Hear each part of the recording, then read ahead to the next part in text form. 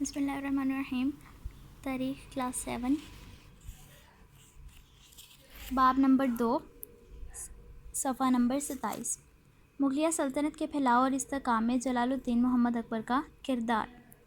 مغلیہ سلطنت کے پھیلاؤ اور استحکام میں جلال الدین محمد اکبر کا کردار ذیل میں بیان کیا گیا ہے۔ پانی پت کی دوسری جنگ۔ پانی پت کی پہلی جنگ بابر نے کی تھی اور دوسری جنگ اکبر نے۔ 1556 کابل میں اکبر کو اطلاع ملی کہ عادل شاہ سوری کے وزیر ہیمو بقال نے دہلی اور آگرہ پر قبضہ کر لیا ہے۔ اکبر نے اپنے خیرخواہ اور وفادار امراء کا ایک اجلاس منعقد کیا۔ اکبر نے بینم خان کے مشورے کے مطابق فوج کو دہلی کی طرف روانہ کرنے کا حکم دیا۔ فوج کی ایک دستے نے ہیمو کے توپ خانے پر قبضہ کر لیا۔ اس طرح باقاعدہ لڑائی سے پہلے ہی ہیمو کی فوجی طاقت کو شدید دھچکا پہنچ گیا۔ 1556 میں دونوں افواج کا آمنا سامنا پانی پت کے میدان میں ہوا۔ لڑائی شروع ہوئی تو توپ خانے کے نہ ہونے کے باوجود ہیمو کی فوج نے مغل فوج پر ایک بڑا حملہ کیا، جس نے مغلوں کی فوج کے دائیں اور بائیں جانب کی فوجی صفوں کو ہلا کر رکھ دیا۔ اس دوران ایک تیر ہیمو کی آنکھ میں لگا اور وہ بے ہوش ہو کر ہاتھی کے ہودج میں گر پڑا۔ اس کے محاوت نے فوری طور پر ہاتھی کو میدان جنگ سے باہر لے جانے کی کوشش کی مگر کامیاب نہ ہو سکا۔ آخر ہیمو گرفتار کر لیا گیا، اکبر کے سامنے پیش کیا گیا اور بینم خان نے اسے قتل کر دیا۔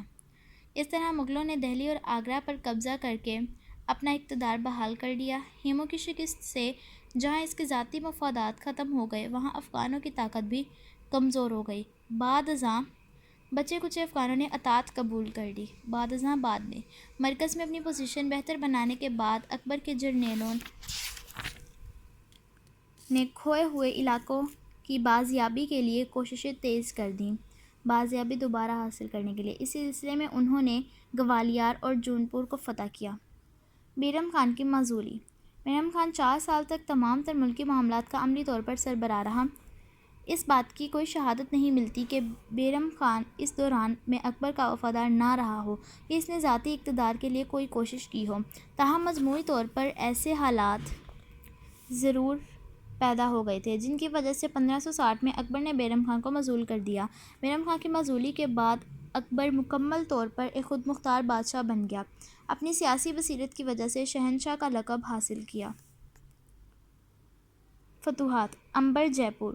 یہ علاقہ 1562 میں اکبر کے زیر تسلط آیا، یعنی اس کے اقتدار میں آ گیا۔ یہاں کے راجپوت حاکم راجہ بہاری مل نے اطاعت قبول کر لی۔ گونڈوانا۔ گونڈوانا کی ریاست پر ایک راجپوت عورت رانی درگاوتی کی حکومت تھی، جس کی بہادری اور قابلیت ہر طرف مشہور تھی۔ جہاں حملہ کیا گیا تو اس خاتون نے بہادری سے مقابلہ کیا مگر شکست ہونے پر روایت کے مطابق جل مری۔ یہ علاقہ 1564 میں فتح ہوا۔ چتور۔ یہاں کا راجپوت راجہ ان تمام راجپوت راجاؤں کو نفرت کی نظر سے دیکھتا تھا جنہوں نے اکبر سے رشتہ داریاں قائم کیں اور اس کی اطاعت قبول کر لی تھی۔ اکبر نے اس راجہ کے اثر کو ختم کرنے اور گجرات کے علاقے تک رسائی حاصل کرنے کے لیے اسے 1567 میں فتح کیا۔ بہار۔ بہار کے راجہ نے 1568 میں اکبر کی اطاعت قبول کر لی تھی، تاہم اس کے بیٹے نے باپ کی وفات کے بعد عزم میں بغاوت بلند کر دیا۔ اکبر نے یہ علاقہ 1572 میں فتح کیا۔ رنتھمبور اور کلنجر۔ اکبر نے ایک طویل جدوجہد کے بعد 1569 میں رنتھمبور اور کلنجر کے اہم علاقے فتح کیے۔ 1570 میں بیکانیر، جیسلمیر اور جودھ پور کے حکمرانوں نے بھی اطاعت قبول کر لی۔ مارواڑ۔ اکبر نے 1570 میں مارواڑ کا علاقہ فتح کیا۔ گجرات۔ گجرات اس زمانے میں پرتگیزوں کی تجارت کا مرکز تھا۔ یہاں کا حاکم نااہل تھا، جس کے باعث یہاں سیاسی طور پر شدید ابتری پھیل رہی تھی۔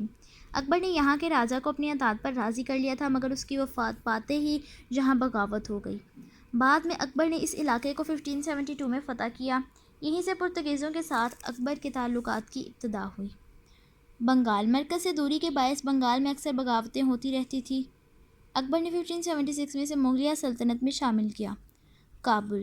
1585 میں یہ علاقہ اکبر نے اپنی سلطنت میں شامل کیا۔ اکبر نے کشمیر، سندھ، قندھار، دکن اور اڑیسہ وغیرہ کے علاقوں کو بھی اپنی سلطنت میں شامل کیا۔ اس طرح اکبر کی سلطنت بہت مستحکم ہو گئی۔ یہاں تک آپ نے پیج نمبر 27 نیکسٹ 28 اور 29 لرن کرنا ہے۔